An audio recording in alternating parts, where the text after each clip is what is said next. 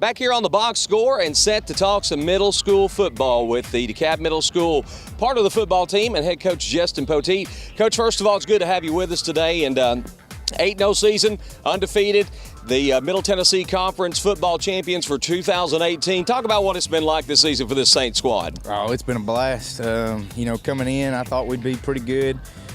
These kids just bought in, worked hard every single day, showed up ready to roll, and just got a gritty group who don't want to lose. So it's been a blast. I'm just blessed to be along for the ride.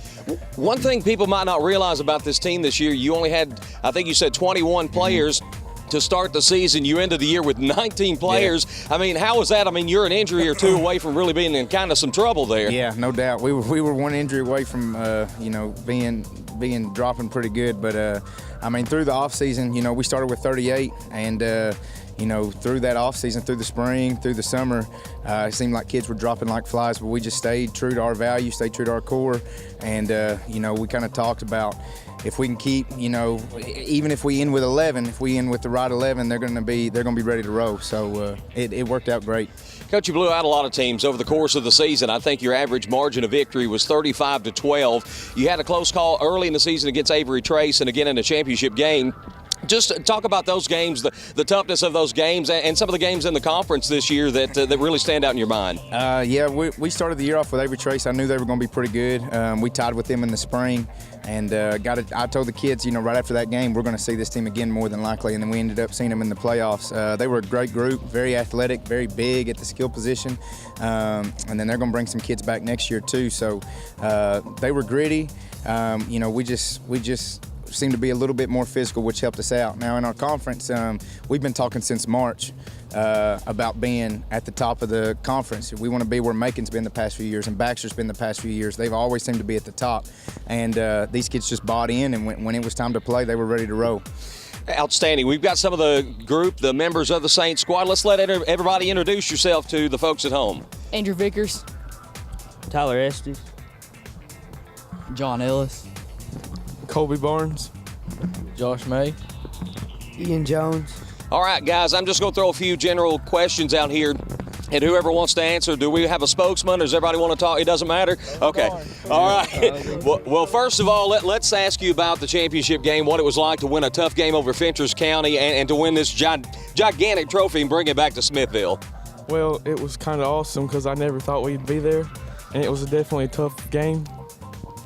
What are some things that stand out to you guys that happened over the course of the season that maybe helped this team to bond, grow together, and led to a championship? Some of the things that stand out. Well, only 21 players being on the team. We were all definitely tight and good friends together. All right, we'll talk about that a little bit, the camaraderie of all you guys. How long have you guys been playing football together? Well, they've all been playing longer than I have, but I've been playing with them for 4 years. All right. Is everybody here 8th graders? Okay, so all you guys moving on to the high school level, is that the plan?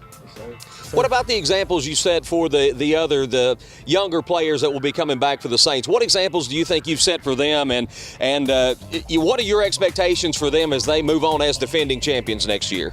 I expect them to be pretty good next year too. There's not going to be that much coming up this year. What impact would you guys like to make on the high school program when you move up next year? Hopefully we can make a good impact on it, and we can be better next year, help them be better next year. All right. Well, guys, congratulations to you all. You had a fantastic season, and you made the folks at Smithville very proud being the Middle Tennessee Conference football champions. Coach, we'll come back to you and talk about a few more things, and I do want to mention that with your 8th grade class moving on, what's it going to be like for the Saints next year? Is it going to be kind of a rebuild for you, retool? What do you expect? Well, we got 3 coming back on offense, and we got 4 coming back on defense, which is the exact same numbers that we had last year, just flip-flopped. They're going to have to come in, being the defending champs, there's going to be a target on our back every week. So if they got to come in, be ready to work. I think that we can be pretty good next year, but they can't expect, hey, just because, we won it last year doesn't mean anybody's going to give it to us this coming year. So we're going to start back in March, and, they hit it hard and they buy in. I think we got a chance to be pretty decent again. Coach, this is your 2nd year as the head coach of the Saints, your 9th year overall, 7 years as an assistant.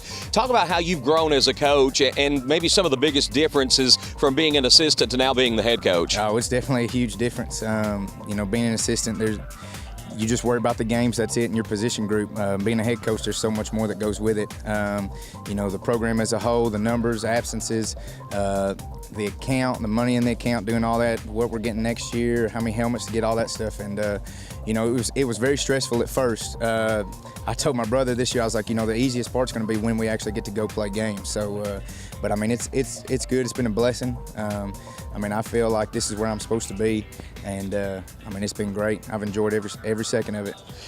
Talk about what it means for you to come back home to DeKalb County, where you played your football growing up, and to be in charge of this group and to win a championship here. What does that really mean to you? Oh, it's indescribable, honestly. To bring a championship back, I remember when I first took over last year, I was in Florida, and I texted my dad, and I was like, hey, wouldn't it be something if we can win a championship this year? And we didn't get it done last year. But I told everybody at the banquet, hey, I think the foundation's been set. That 8th grade group last year really set the tone for these 7th graders coming up into their 8th grade year, and they just kind of stepped in line. And that's what we're trying to build here is, they're trying to set an example, and then those 7th graders just fall in and just do what's expected of them, and then we can stay, towards the top each and every year. Let's talk about your staff. Who's helped you out this year? I know you've had a good staff that you've put together for the season. Yeah, I had my brother come on. He ran the offense this year, which was a tremendous help. Like I said, God's been good. He just keeps supplying. He came in, is able to teach here at the school. That was a big help. I didn't have to worry about anything on the offensive side of the ball. I had Jacob Hale come back with us this year. He ran the offensive line for me, and I had my brother-in-law Seth Whaley and Tyler Cantrell, who played quarterback here the year before this year right now. They helped through off-season, helped through the spring, stuff like that. So it was tremendous. But yeah, coming back next year, hopefully we'll have my brother. He'll be back, and then Coach Hale. So it's been a blessing because I couldn't. With just two, it'd be really rough to do. Coach, I know you are familiar with the high school program, and you've seen a lot of the younger players that are making up the Tiger team right now. They're kind of struggling this year, but it's a very young team. With this group moving up next year, what impact do you think this group can have, and what do you think the Tigers are going to be capable of here in another year or two once this youth finally grows some experience? Oh yeah, I think that freshman group and this group right here, if they stick together and they keep working hard, that they can be pretty good. There's a lot of talent coming up, but they gotta work hard every day. So that work ethic can't slack, because once that work ethic slacks, you're going to see the results of that. So I feel like as long as they come in, they buy in, and that they go hard every day, that they're going to be fine. All right. Well, Coach, anything to wrap up as we wrap up today that you'd like to say in reflection of this season that you've had? Oh, it was just a great year. Thankful to the community, thankful to the parents. Being very supportive, thankful to the players. They came out and gritted it out every day, so it made my job a whole lot easier.